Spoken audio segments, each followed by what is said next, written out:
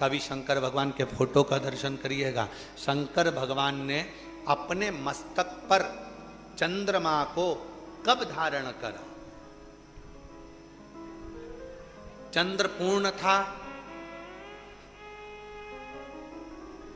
भगवान शंकर ने अपने मस्तक पर धारण करा क्या पूर्ण चंद्रमा को? नहीं।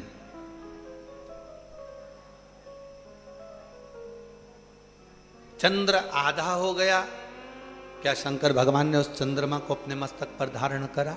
नहीं, नहीं करा। शंकर भगवान ने चंद्रमा को अपने मस्तक पर कब धारण करा? कभी अगर आप लोगों के जीवन में अगर कभी मौका लगे तो शुक्ल पक्ष की द्वितीया तिथि, शुक्ल पक्ष की दूज का जो चंद्रमा होता है वो इतना पतला होता है, इतना कमजोर होता है, इतना कमजोर होता है कि वो चंद्रमा ऐसा लगता है कि बच्चा भी उस चंद्रमा को तोड़ सकता है। पूर्ण चंद्रमा को मेरे शंकर भगवान ने धारण नहीं करा है, आधे चंद्रमा को मेरे शंकर भगवान ने धारण नहीं करा है।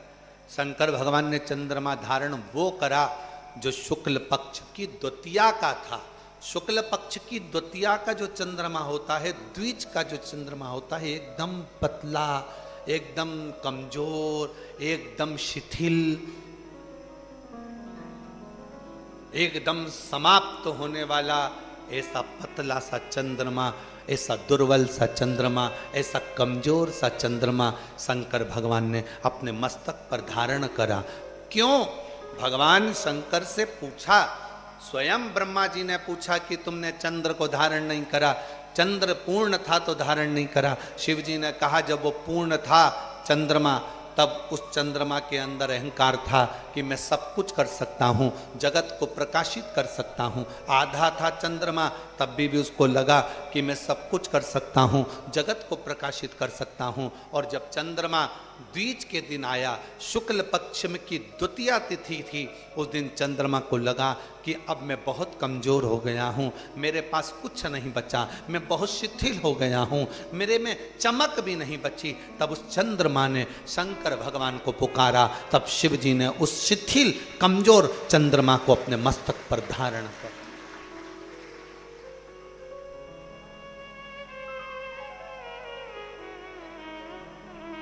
जब तक आपके अंदर ये भाव है कि मैं सब कुछ कर सकता हूँ, मैं ये काम निपटा दूंगा, मैं ये काम कर दूंगा, मैं ये काम कर लूँगा, तब तक शंकर आपका साथ नहीं देते। जब आप पूर्ण तरह से टूट जाते हो, जब कोई तुम्हारा साथ देने वाला नहीं बचता, तब आखिरी में द्विज के चंद्रमा की तरह कमजोर, शिथिल अपने आप में महसूस करने लगते हो, तब चंद्रमा जैसी चतुरता रखना, शंकर के मंदिर जाकर एक लोटा जल समर्पित करना, वो भी तुम्हें अपने मस्तक पर संजो कर रखना, वो भी संजोएगा।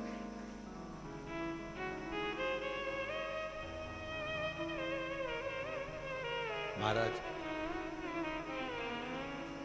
आप उसके होइए, और मैं सब का हो कर देख लिया, बस तेरा होना बाकी है। मैं सब का हो कर देख लिया, बस तेरा होना बाकी है। मैं अपना सब कुछ खो बैठा, बस आपा खोना बाकी है।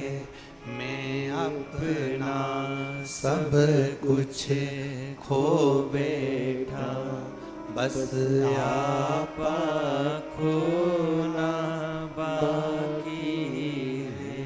मैं सबका हो कर देख लिया, एक तेरा होना बाकी है। सब सबका होकर देख लिया, चंद्र द्विज का।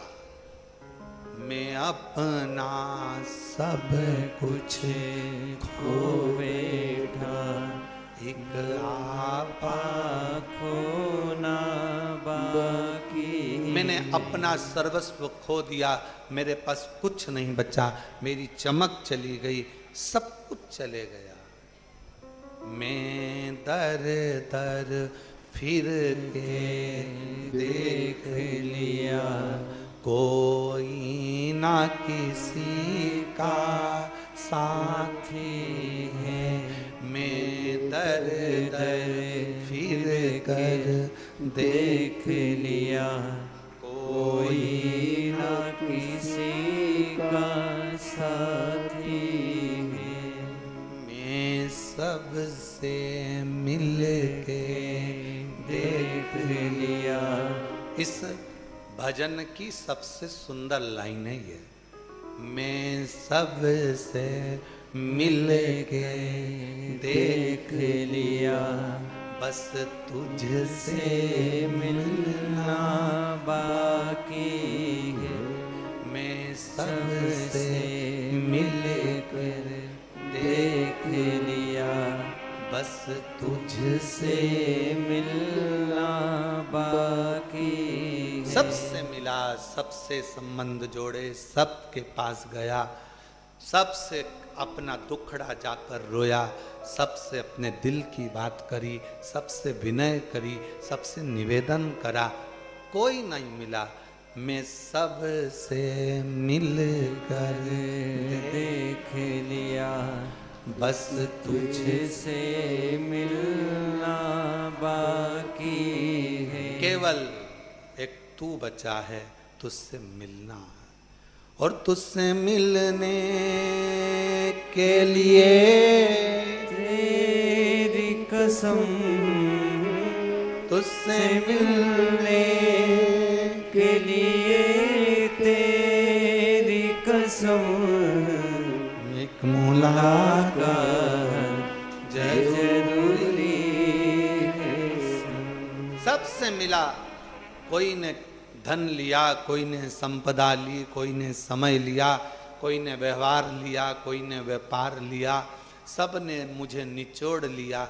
अब किससे मिलूं, बस मिलने की तमन्ना केवल तुझसे है। जैसे शुक्ल पक्ष की द्वितीया का चंद्रमा अपना वैभव खो देता है, सर्वस्व खो देता है, उसके पास कुछ नहीं रहता, पूर्ण कमजोर हो जाता है, शिथिल हो जाता है, तब वो शिव को पुकारता है।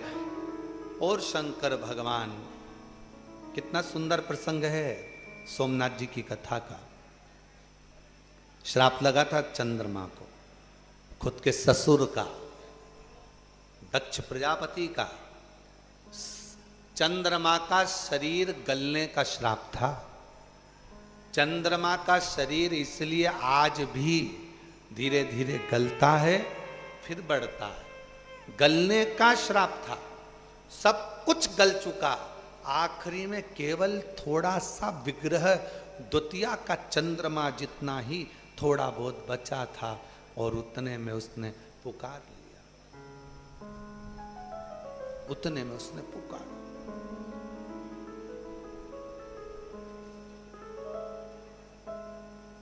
सात दिन की कथा में छठे दिन की कथा और सातवें दिन की कथा क्यों कहते हैं कि छठा दिन शिवरात्रि मानी जाती है और सातवें दिन जो दिल से बाबा से मांगता है मेरा कुबेर भंडारी वो देकर उसको पंडाल से भेज देता है। क्यों कहते हैं, किस लिए कहते हैं? आखिरी है, अब कोई आसरा नहीं है, आखिरी है, अब कोई सहारा नहीं है। बस तू मेरे कुबरेश्वर बाबा, मेरे ओघड़दानी, मेरे महाकाल राजा, मेरे विश्वनाथ, बस तू एक सहारा है, बाकी का कोई सहारा नहीं, कोई नहीं।